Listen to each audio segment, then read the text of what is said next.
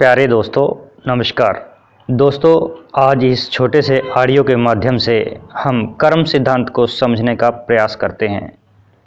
कर्म हम जो भी करते हैं या अनजाने जाने में हमारे से जो भी कर्म हो जाता है, उसका हिसाब किताब करने के लिए एक अलग ही शक्ति है, वही उसका न्याय करती है।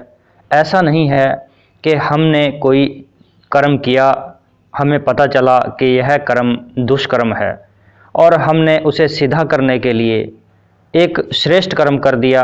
अपने मन के हिसाब से हमने उसका हिसाब चुका दिया, लेकिन ऐसा नहीं है। जो भी हम कर्म करते हैं वो हमारे लेखे लिखा जाता है। चाहे वह अच्छा कर्म है तो हमें अच्छा फल मिलेगा, चाहे वह बुरा कर्म है तो उसका हमें बुरा फल ही मिलेगा। हम अपनी मर्जी से गलत काम करके उसका निपटारा सही काम करने के रिजल्ट से नहीं कर सकते। मिसाल के तौर पर, अगर कोई दुकानदार किसी ग्राहक को तोल कर कोई सामान देता है और भूल से उससे वह कम तोल कर दिया जाता है, उसे बाद में इस बात का पता चलता है कि ग्राहक को सामान कम दिया गया है। अब वह दुकानदार ग्राहक को वापस बुलाता है और उसे सामान पूरा करके दोबारा तोल कर पूरा करके दे देता है। अपनी ओर से उसने अपना कर्म सीधा कर दिया, लेकिन इस तरह उसका कर्म सीधा नहीं हुआ। जो भी उसने काम किया, कम तोल के दिया, उसका परिणाम उसे अलग मिलेगा, और जो उसने श्रेष्ठ कर्म किया, पूरा करके दिया या कुछ फालतू दिया, उसका परिणाम उसे अलग मिलेगा।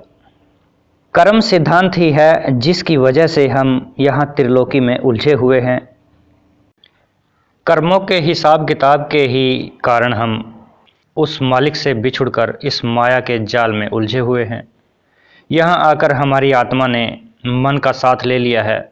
हमारा मन इंद्रियों के भोगों, विषय विकारों, शराबों, कबाबों व दुनिया के धंधों का आशिक है, और मन जो कर्म करता है उसका नतीजा साथ साथ आत्मा को भी भुगतना पड़ता है, क्योंकि आत्मा और मन की गांठ बंधी हुई है।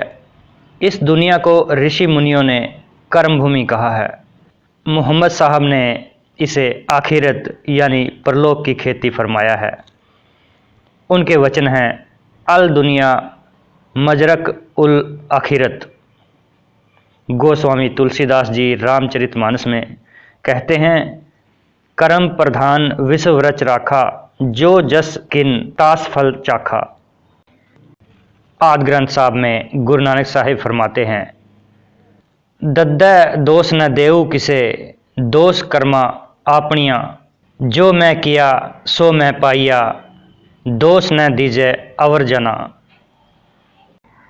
इस दुनिया में आकर हम जो कर्म करते हैं, अच्छे हों या बुरे, सबका ही नतीजा हमेशा हमें भुगतना पड़ता है। जिस प्रकार किसान खेत में जिस वस्तु का बीज बीजता है उसी की फसल काटता है, इसी तरह इस त्रिलोकी में भी जो बीज हमारे द्वारा बोया जाता है वही फसल हमारे सामने आती है। हम चाहें या ना चाहें, उसका भुगतान हमें करना ही पड़ता है। कर्म चाहे नेक हों या बुरे, उनका नतीजा या फल भुगतने के लिए शरीर के बंधनों में आना ही पड़ता है।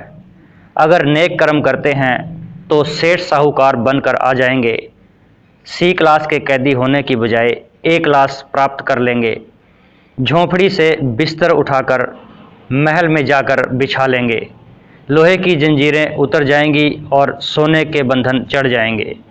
ज़्यादा से ज़्यादा हम स्वर्ग या बैकुंठ तक चले जाते हैं, वे भी भोग योनियाँ हैं। उसके बाद फिर हमें 84 के जेल खाने में आना ही पड़ता है।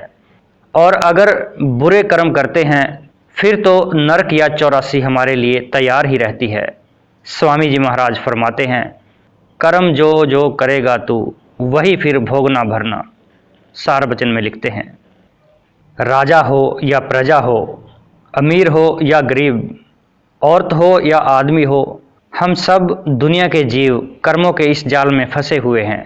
यह नियम सबके लिए है, और इन कर्मों के कारण जिस भी योनि में जीव का जन्म होता है उसमें बैठकर दुख ही दुख, मुसीबतें ही मुसीबतें सहनी पड़ती हैं।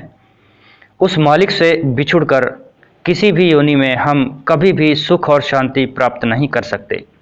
हर रोज़ इंसान की खुराक के लिए हजारों तरह के जानवर मारे जाते हैं।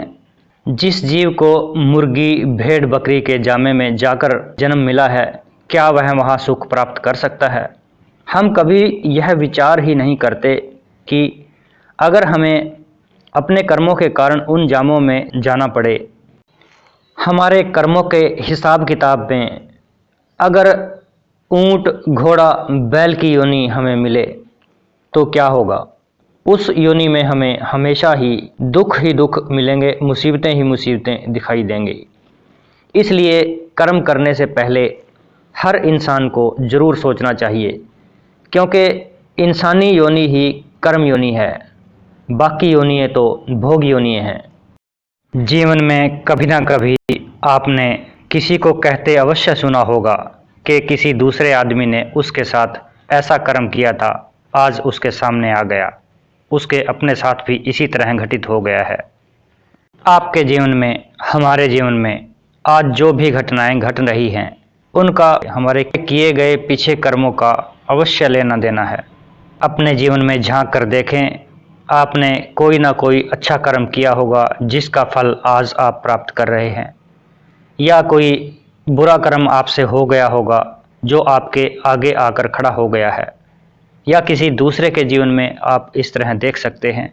जिस प्रकार आसमान की ओर हम कोई पत्थर फेंकते हैं तो वह कुछ दूर जाकर वापस मुड़कर हमारी ओर अवश्य आता है, इसी तरह प्रकृति का नियम है।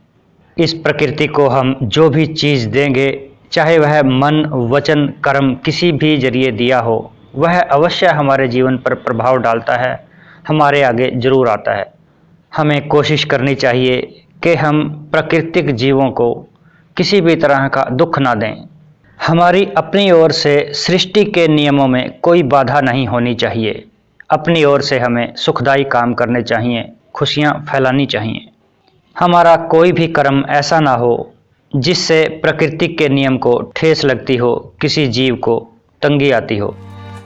आज इतना ही। बहुत बहुत धन्यवाद।